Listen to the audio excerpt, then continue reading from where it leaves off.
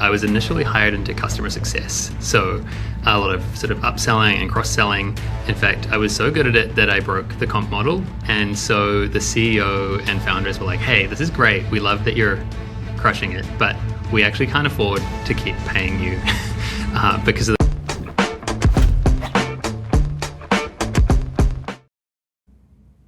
Hey everybody, welcome back to Partnerships Unlocked. I am Greg Portnoy, your host and CEO of Euler. Today, I am very excited to have Fabian Eckstrom French on with us to share some of his insights. Fabian, can you introduce yourself? Yeah, Fabian Eckstrom French. I lead strategic alliances at a company called Esper.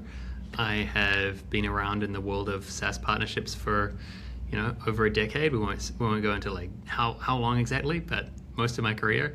I've built 3 partner ecosystems from zero. I've turned around a broken one, and currently running big bet alliances here at Esper. Awesome. And tell us a little bit about kind of what brought you into partnerships. Yeah, so funny story actually. I had started my career in management consulting and then in New Zealand, where I'm from. And when I first moved to Seattle, I started at a startup called Visible. And I was initially hired into customer success. So a lot of sort of upselling and cross-selling. In fact, I was so good at it that I broke the comp model. And so the CEO and founders were like, hey, this is great. We love that you're crushing it, but we actually can't afford to keep paying you because of the way the comp model was structured. It wasn't like financially feasible for them to keep me in the role. So they're like, you can have any role you want. What do you want? And there were roles like across the business ranging from like product marketing to like enterprise sales. They were pushing pretty hard for that. And partnerships was something we'd kind of been talking about as like the next step. And it was something that I was curious about. I get to be like the CEO of my own business inside of the business. And so, I did that. And I've kind of continued doing that ever since. That's awesome. Yeah. Well, I'm excited to have this conversation. If anybody's been listening to this pod, we have fast tactical conversations with leaders at the top of their game, and we get straight into some fun wins and losses. So let's start with the win. What is a play you ran, maybe once, maybe multiple times now, that has really worked out for you? Why do you believe that it worked, and kind of what did you learn? Yeah, so I think so many different plays, but the one that I like to, I guess, like I'll start with is at Visible, that the place where I really started out in partnerships. I built the agency ecosystem that ultimately resulted in the acquisition by our new parent company, Marketo, which is actually then subsequently was acquired by Adobe. So at Visible, the play was like let's build out an agency partner ecosystem. And so I started by looking at like, well, who are the agencies that have influence for our B2B marketing technology buyers? Started by looking at like, okay, the big marketing automation platforms were like Marketo, Eloqua, Pardot. And so looked at like who are their top performing agencies and went after them first. So sort of the top level like distribution layer, made sure that we're hitting them, getting them excited. Like led with value for those partners. So kind of like instead of like what you can do for us, but what can we do for you kind of thing. And so it was like not only like did our software actually allow them to show the value that they were, the sort of incremental like revenue value that they were providing for their customers. So there was like something in the product itself that was value to them, but it was also the services that we were able to help them package around it. So we incentivized them with for the partners that would send us the most business, they were able to unlock the onboarding and implementation services. And so getting that flywheel going is kind of how we built up those ecosystems really fast. And then all of a sudden we've got like our biggest sort of potential acquirers, main services partners are all sending us business and talking about us and hyping us and sort of generating buzz. And so, ultimately we had kind of, we had the air of the influencers that really mattered. And so that was probably the first play. It's like figure out who the influential players are, like what is our like meta goal, like from like an acquisition target standpoint, and then how do we get there quickest? How do we grow the business fastest? Yeah. And you said it went from zero to what? From a contribution Yeah, percentage? yeah. So it went from like it started at like zero. Yeah, it was beginning from nothing. After 3 years, we had more than a third of all of our business was sourced, so partner sourced, and that was primarily those agency partners. But by the time we got into 3 years, we had kind of expanded to other technology partnerships as well. But after 3 years, yeah, more than a third of our business was sourced by partners. More than 75% was influenced by partners. So like literally partners were everywhere. They were either like bringing us the deals directly to us, referring them, or they were closing the deals for us, or they were like providing the services, the wraparound implementation services. And yeah, it was like without partners, we were not going to market. We would not have been able to source the deals, close the deals, implement the deals, and so it became like a key piece of like how we succeeded. That's amazing. And what do you think led to that just kind of fast growth and traction? I think what led to that was honestly like giving before we kind of like the give before you get kind of philosophy. It was like we made sure that we were providing value to our partners, and we were providing value both in our product, so like we knew and identified that there was a true like joint value proposition, and also like making it very clear like the what's in it for me, the partner, like in terms of like it's not just we can provide this cool feature or functionality for your clients, but we can actually provide you like revenue. There's like measurable revenue that we could help give them beyond just like a referral fee, but actually like services revenue, which is what they cared about. And then once you started getting traction, when I built agency programs, one of my favorite tools to really multiply growth was the whole keeping up with the Joneses phenomenon that you experience, especially around agencies. I think services businesses in particular, it's very hard for them to differentiate from each other, so they're all constantly trying to be, one step ahead. Yeah. And once you see success with some of them, you can like leverage that success to Yeah. the other ones, and then suddenly they're all scared of falling behind. 100%. And I think that's like a really good call out. So like the being kind of neutral and not like choosing sides was definitely a strategy for us. It was like, okay, we're going to be neutral.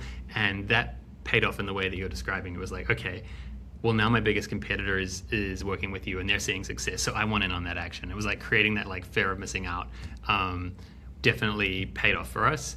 It also meant like ultimately when it came to like acquisition time, it was, that was kind of the only way to cut off the competitor's access was acquire us.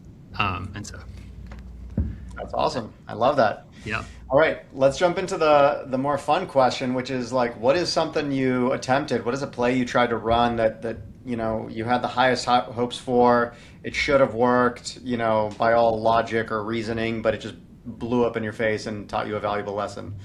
Yeah. So I would say there've been plenty. Like not everything is like is roses and perfection, but I would say one that's kind of top of mind for me is when I've done mostly services partnerships and technology partnerships, but when I first jumped into distribution partnerships, the temptation was, well, this is the biggest or one of the biggest sort of global distributors.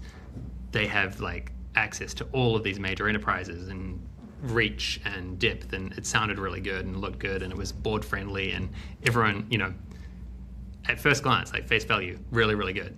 But maybe don't judge a book by its cover, because essentially, like these really big distributors well, at least for us, were not the right fit in terms of like they did have the reach.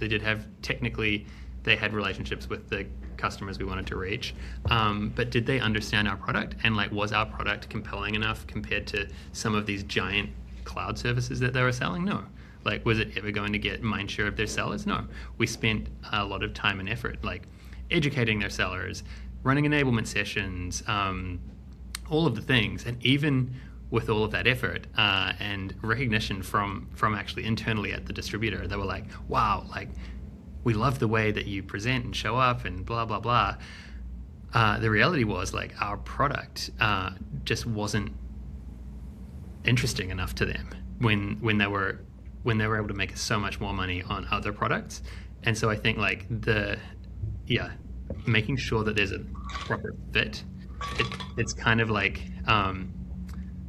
really obvious. In hindsight is 2020. But yeah, we actually simultaneously targeted two distributors. There was this really big one, and there was a much smaller niche distributor that really, didn't have the same reach, didn't have the same scale, but did understand our product and did understand the problem that we solved for, and did understand the specific buyers within those end customers. And surprise, surprise, that smaller distributor actually blew the larger distributor out of the water, despite having, like, equal resources. So it's like, yeah, sometimes it pays to just, like, focus your efforts on what may, getting all of the smaller pie rather than trying to, like, bite off a chunk of the giant one. Yeah, I think if we clip to that last part of the conversation, I think there would be a lot of people sending that clip to their CEO or their CRO, or their board members that are constantly trying to get them to go after the big shiny partner. Yeah. And anybody that's been in the game long enough knows that is often a fool's errand, given the amount of people that are trying to go after that shiny partner. Yeah. And there's a lot more opportunity very oftentimes with stacking 5 mid-level partners rather than going after that one, highly aspirational partner that everybody's trying to go after, and you're just going to burn tons of time and resources trying to make something happen. And when at the end of the day, like, you're not Anthropic. Not everybody wants to work with you. No, I mean, that's it. Like, the biggest logo isn't always the right logo. The size is not always going to be the fit. And I think if we go back to even that previous story about Marketo and Eloquo and Pardot and their agency ecosystems, like, even though the ultimate goal might have been those enterprise ISVs, the way to get there, like, you have to build to it. And so the path there is not necessarily direct. Yeah. No, that's great, because people still, like, they need these examples, because if you haven't lived it, some people have to feel like they have to make those mistakes on their own and see for themselves that they're not gonna go get Deloitte on day one. Absolutely not. If only we could all get Deloitte on day one, or even might not even be day 600. No, it's those GSIs typically take years to bring on. They're very long plays. Not to say you shouldn't work on them, but they take time. Don't put all your eggs in those baskets. Proof points, exactly. Yeah. So while you're kind of breadcrumbing and building out those like long-term relationships, focus on the ones that can actually have an impact in the short term. Yeah. Yeah. Absolutely. Couldn't agree more. And I think that's a point that hasn't been talked about enough on this podcast. But we also have limited time, so that's great that we're talking about something new. So, yeah, the final portion is just, what are some 2 to 3 kind of unlocks that you wish you knew earlier in your career, or even, like, what are some, like, recent unlocks, given, like, all the new technology we have available to us? Whatever you kind of want to talk about that you're like, I hope other people know about this because it'll help them be more successful. Yeah, I mean, I guess starting with, like, some of the core kind of partnership unlocks, I think the one piece of, like, wisdom or insight that I guess, like, I wish I had have paid more attention to earlier in my career is, like, being aligned internally on, like, what is your scoreboard, right? Like, are you looking at sourced? Are you looking at influenced? And why? And I think there's always this, like, maybe inclination that like, oh, maybe we should look at sourced because it's a bigger number. But realistically, like what is it that your CFO cares about? Because your CFO, like, while influence is a really nice leading indicator and it's a great, like, it's worth measuring. I think sourced is what counts. Sourced is what leads to revenue. Like, the C-suite really only cares about true ROI at the end of the day. And so being clear on like what is it that your board, that your C-suite cares about, making sure that you're aligned internally on that. I think that's probably a big thing. And like if I could distill that one down to one thing, it'd be like focus on sourcing revenue, or at least like measurable potential for sourced revenue. So that would be number one. I think the other key piece, and it kind of relates to this, is like focus on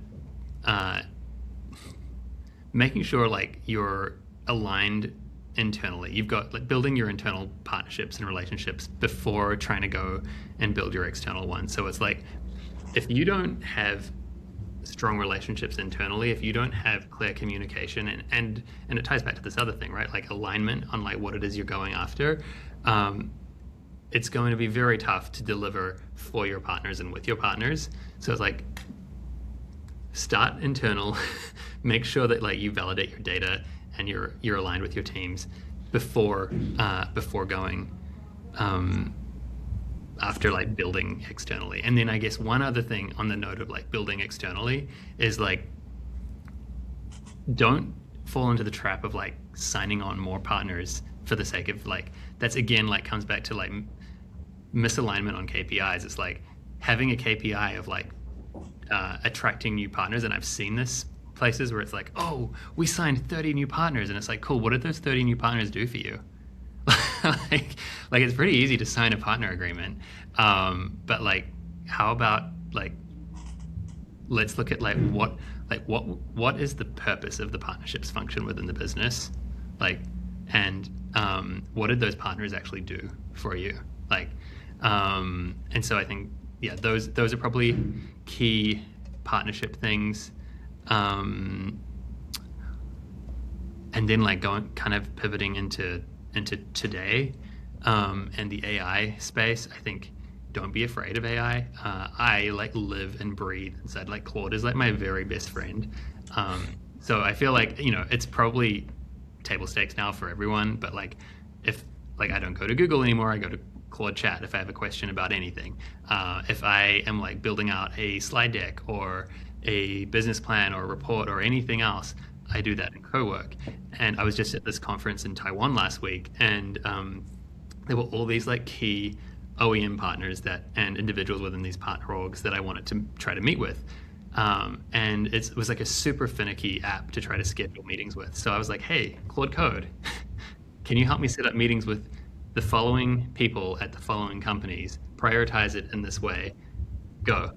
And Claude Code just like went, it was not without a hiccup, but like went and like did all of that for me. So like I didn't need to do it. I didn't need an assistant to do it, which I don't have anyway. But it all just like took care of it for me. And it's like there's all these, that's just like one of like a million examples. But like if you leverage AI to your advantage, you can do more. Like so, if you have a PAM team of like 2 or 3 people, and then you like layer on some AI features and functionality, like all of a sudden like you have a PAM team of double, triple that. So it really does unlock a lot of efficiency. Yeah, I mean those are all great insights, but I think the last one obviously being the most relevant for this day and age. It's something that, I mean, I'm building an AI software company, so I mean I'm deep down the rabbit hole. Yeah, I'm sure. Drinking all the Kool-Aid, but it's really true. Just seeing what's possible now, really just like today in the last 6 months for partnerships, folks that are just. Wow. That's why I've been saying like it's such an exciting time for partnerships, because sales and marketing are just getting so much noisier, and simultaneously like partnerships people who have been historically and consistently under-resourced can actually for the first time ever create real leverage with these tools, and it's going to be a game changer. I mean, we're just going to see so much more adoption of partnerships and so much more success within partnerships. So it's an exciting time. It's an Yeah, exciting time for it overall. it is. It is very exciting indeed.